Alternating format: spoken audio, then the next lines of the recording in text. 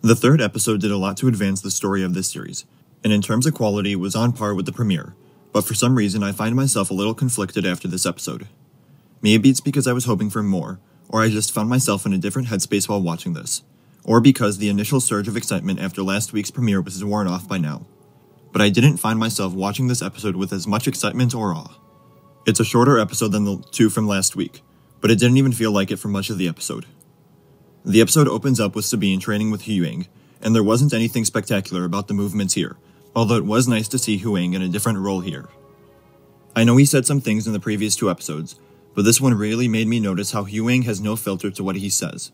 He's constantly criticizing or complaining about the situation, and although it makes for some good banter at times, it did feel overused in this episode particularly.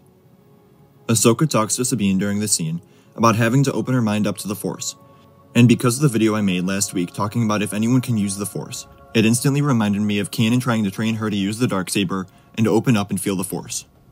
There's a lot that I talked about in that video that comes into play here, because later on Ahsoka and Sabine talk about why some people are able to wield the Force while others can't, even though it's supposed to flow through everyone. Although I may not like it, they're really leaning into Sabine's training with the Force here, so I do think that by the end of the series, or maybe by the time Filoni's movie comes around, she'll have been able to use the Force in at least a small capacity. I don't love the decision, but that seems to be the direction that the character is heading in. However, they do at least show her struggle a lot on her journey to get there. We see the different techniques and practices that Ahsoka uses with Sabine, and while she may be able to handle a weapon, she still can't feel the Force enough to protect herself. And everything with this scene nailed the attitudes and behaviors of these characters in my opinion. Ahsoka is very calm and collected, while Sabine is aggressive and brash in her actions. And just like the two previous episodes, the music is incredible and there's never a piece that doesn't feel unique to itself.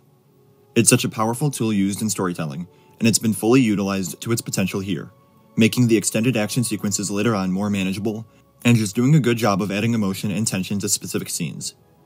It especially stood out when the Purrgil were introduced on screen. And for creatures that have been described as space whales, they looked incredible.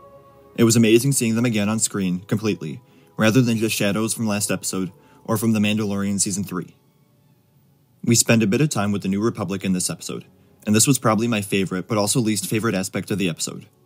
I loved all the different inclusions and callouts, but they often felt forced and out of nowhere. They make sense in the moment, but in terms of the tone and overall vibe I just wasn't feeling it. Like when they call out the presence of Senator Xiono, who was the father of the main character of the animated Star Wars Resistance series. Maybe I'm forgetting that he was this super popular senator, but it just felt like a way to connect the series to one that not many people are familiar with. We don't get any of these other senators' names, but this one guy is apparently a big deal, except we don't know why. He has a powerful aura to him in the way he pushes back on Hera, but there isn't much else to the guy. We get to see Chancellor Mon Mothma in the scene as well, and other than looking past the fact that she switched haircuts back to hers from before A New Hope, rather than the same one from Return of the Jedi, it was nice to see her. She's very friendly with Hera, and the mention of Jason was nice, although that was another thing that felt a bit forced. His appearance right after initially made me very excited, since we now get to see him in live action, but there really isn't much to compare him to other than a few seconds in the epilogue. And other than his relation to the two characters I love, I have no attachment to this kid. At least not yet. There's a little tease of him becoming a Jedi, and we can see the weight of Kanan's sacrifice in Hera's facial expression.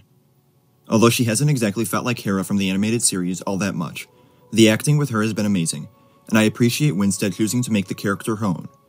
It's still close enough, and we as an audience are able to feel the emotion emanating off of her because Winstead is doing her own thing, rather than copying someone else's performance. She calls out Xiono for his lack of a role in the war, and that was a moment I really enjoyed, because it shows the reality of war and the state of the galaxy afterward. The people that actually fought in it are the only ones that know the true toll that it took, and now, despite her role in the Rebel victory, she's limited in what she can do to protect the galaxy. I fully expect her to rebel a bit from the New Republic, and help Ahsoka and Sabine on their quest, but other than that I think the New Republic is done for now in the series.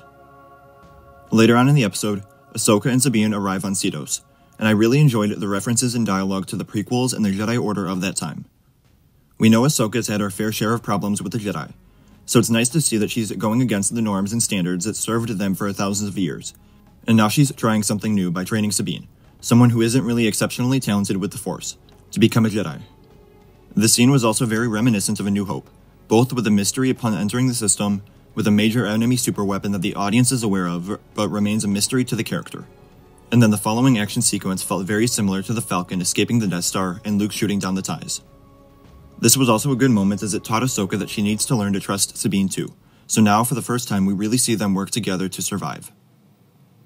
The banter throughout was alright, Ahsoka looked a bit wonky in the spacesuit, and it was hard to create too much suspense since we know they all survive anyways, but overall I guess it wasn't too bad. We get to hear Merrick speak a few words for the first time, which offers no clues as to who he really is. I just don't think I liked how the episode made Hadi and Merrick feel powerless, since they were incapable of defeating Ahsoka and Sabine in the one shuttle. We know they're capable in lightsaber combat, but having them both be up in space in a battle we know they ultimately don't win, it did make them seem less threatening as villains of the series. What did you think of this Ahsoka episode? Let me know in the comments below. Remember to like the video, and subscribe for coverage of Ahsoka as a new episode premieres every week. And remember to follow me on Instagram, Twitter, and TikTok. Thank you all for watching, and remember, the Force will be with you. Always.